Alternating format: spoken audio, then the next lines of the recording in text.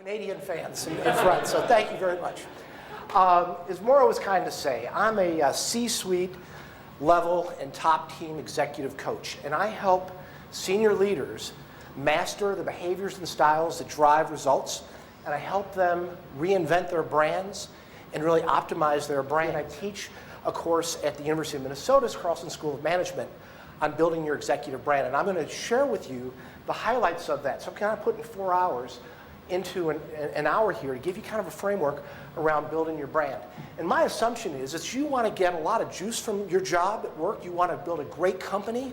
You want to lead that company to do great things for all your stakeholders. My assumption is that's true, because we're going to work on building your brand. And my guess is when you think about brands, you may not think about the CEO as having a brand. You may think about your company or products having a brand. But my view is that you are each brand, and your brand is either increasing or it's decreasing in value. And if you're not actively managing your brand, then it's decreasing in value, or somebody else is managing it for you, and that's not a good place to be. And then we're gonna, a little bit later, we're gonna construct your CEO brand statement. And I'm gonna share with you some steps required to really build a unique, distinct CEO brand. Now you've got clearly a tough job. You've got competing priorities, unrelenting pressure to get results. You got a lot of balls that are up in the air that any could drop. You got a great job, but you got a tough job. You're under a magnifying glass. Let's build a case for CEO branding. Why would you want to be concerned about your CEO brand? And let's look at it from 3 angles. Let's look at it from your perspective, your stakeholders' perspective, and the company's perspective.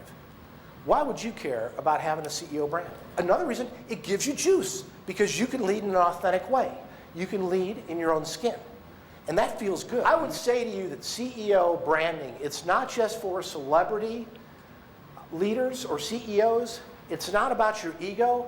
It's just plain smart business, because you're helping build your reputation. At the same time, you build the company's reputation. Your stakeholders have greater trust in you. Brands are about promises. When we buy a product or service from a company and we know that brand, we expect a promise. Also about intended experiences too. So let's think about that from a CEO standpoint. The experiences that you intend your stakeholders to experience, and a promise. Hold that thought and we'll get back to just credibility of the company. Do you think the CEO's reputation drives the credibility of the company? Yes or no? In a big way? Absolutely it does. Other reasons? Yes, yes. Clearly the company's reputation and the CEO's reputation are inextricably intertwined, and they drive the bottom line results together. My working definition of a CEO brand is this. It's the intended experiences I want others to have, and it is a promise. It's the intended experiences I would like others to have, and it's a promise. Intended experiences are about the behaviors, the interactions, and outcomes that others are going to experience. It's about how I'm going to operate and I'm going to lead. And my brand is a promise. And my promise, and we heard this earlier from you all, it needs to be predictable, it needs to be consistent, and I got to hold that promise. I've got to be willing to put myself out there and make that promise and deliver on that promise, particularly when times aren't so good. During adversity, that's when my brand is going to get tested. And without trust, we get infighting and we get politics. And so within your organization, question to ask, do we have a trust dividend here, or are we paying a trust tax? If your reputation's great and you're exuding trust, you get a trust dividend. You've got your strategy, you execute, that equals results, but you got to multiply that by either a dividend or by a tax to get those results. So how's it going in your organization? Key questions for delivering our CEO brand individually too. One is, what gives me juice? Secondly, what are the results and behaviors that others expect of me? And the third piece is, how can I deliver those results in a way that gives me juice? 7 steps I suggest to building your CEO brand. The first is the why. The second is taking an outside view. The third is kind of looking inside, taking an inside view. The fourth is really conceptualizing your desired brand. The fifth step is really about defining your brand statement. The sixth step is, how do you make that brand real? And then the seventh is, at some point, you're going to have to reinvent your brand. You got to reinvent yourself continuously. We heard about that this morning. To get results. That's the job of a leader. The job of a CEO is to get results. Got to get results. You're not getting results, no CEO, no leader. Is it important how we go about getting results? Well, of course it is. A way to put this concept of head, heart, and hands in place is to think about emotional intelligence and why emotional intelligence is so critical for the success of leaders and such an important differentiator. Emotional intelligence, which I'll talk about in more detail in just a second, drives the leadership styles that we use to get things done.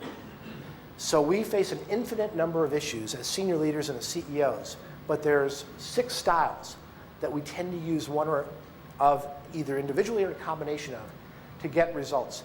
The styles we use create the working climate for others. And the working climate, of course, drives things like discretionary effort, employee engagement, which directly impact results, which obviously affects the bottom line and the top line. Step 5 is about building a brand statement. What's your brand statement? And I like to think about building this in Twitterese. What's the unique characteristic about Twitter? 140 characters. So let's be brief about defining our brand statement and the desired experience of my brand promise. What if we define these in 140 characters? What I want my statement to be, what are the experiences I want others, and what are the promises in 140 characters? Wouldn't that be cool? And we're going to have a chance to do that in a little bit. What are the personal stories you share?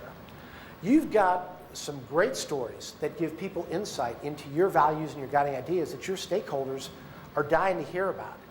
And have you inventoried those? And have you really thought about what those are and how powerful stories move people? And then finally, step 7 is about reinventing ourselves. And this is kind of a continual process, I think. I think there are 5 steps around reinvention. Number 1 step around reinventing ourselves is having the mindset that reinvention is constant. Somebody will come to me to say, I'm killing myself. I'm working 80 hours a week. I'm working 90 hours. It's just unbearable. I can't work anymore. And we'll literally go through a process of saying, well, what if your doctor said you could only work 50 hours? What would you do? Or 60 hours, whatever the right number is. But significantly different from where they are today. How would you do it? And invariably the CEO says, well, it's impossible to do. You can't do it. But if you had to do it, if your life depended on it, you'd figure out a way around what you would start doing differently, what you would stop doing, and things you continue to do. So how we spend our time is so critical. And so the question for you is, are you a rock or are you a rock star? And if you put some of these ideas in place to build a strong, distinct, unique brand, I think you're going to be well on your way to being a rock star. So thank you very much. Thank you.